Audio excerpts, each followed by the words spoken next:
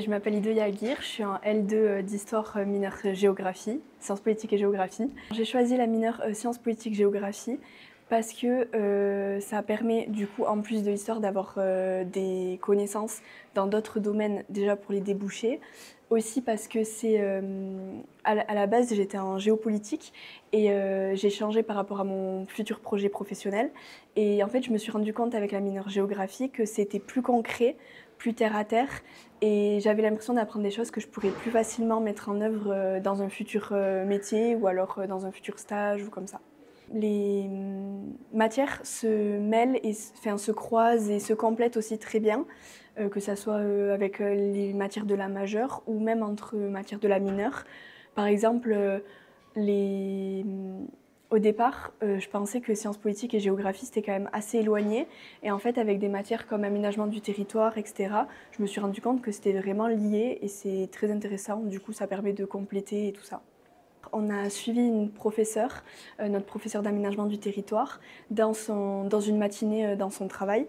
Et c'était très intéressant parce que du coup, on a pu voir comment mettre en œuvre sur le terrain ce qu'on apprenait en cours. Et aussi le fait de sortir du cadre de la classe, c'était super parce que ça permettait de voir autre chose. Et voilà. Au niveau des compétences que j'ai pu développer grâce à cette mineure, on a tout ce qui est au niveau de la géographie. J'ai pu acquérir beaucoup plus de connaissances, que ce soit dans les milieux urbains, les milieux ruraux ou sur l'histoire de la géographie. Ensuite, au niveau des politiques d'aménagement, de la législation aussi et du droit. Et ensuite, au niveau des capacités d'analyse aussi, maintenant, je peux plus facilement analyser les atouts, les points négatifs, etc. d'un territoire. C'est très agréable parce que déjà, on est une petite promo, donc tout le monde se connaît. Ça rend les interactions plus simples, que ce soit avec les professeurs ou entre nous. Et ça donne une ambiance beaucoup plus familiale, du coup. Ce qui m'a étonnée le plus quand je suis arrivée, c'est que, par exemple, les responsables de promo, ils connaissent nos prénoms, alors qu'on m'avait toujours dit que ça serait pas le cas et ça rend le cadre beaucoup plus rassurant. Surtout pour les premières années ou pour les personnes qui viennent de loin ou comme ça. Après la licence, j'aimerais faire un master en aménagement du territoire et développement local, si possible en alternance, parce que je trouve que c'est un plus, pour ensuite devenir, si possible, chargée de mission en développement local. Le métier de chargé de mission de développement local, il se traduit par le fait de analyser les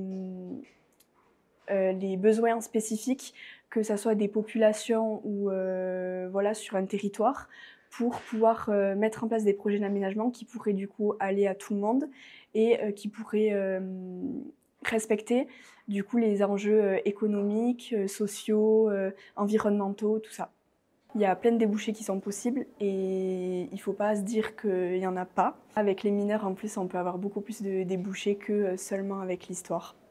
Pour moi, les atouts majeurs de cette formation, c'est la proximité, que ce soit entre nous ou avec l'équipe enseignante. Les interactions, elles se font beaucoup plus facilement. Les différentes opportunités qu'on a aussi au niveau du stage, du semestre à l'étranger ou encore des conférences, parce que c'est pas donné à tout le monde et c'est super intéressant. Le fait de garder 2 langues aussi. On peut garder l'anglais et une autre langue, donc dans mon cas c'est l'espagnol.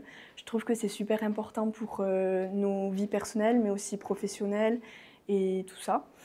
Et la pluridisciplinarité des cours aussi, parce qu'ils sont vraiment très variés et du coup ça permet de faire plein de choses, d'avoir beaucoup de connaissances et surtout de ne pas s'ennuyer.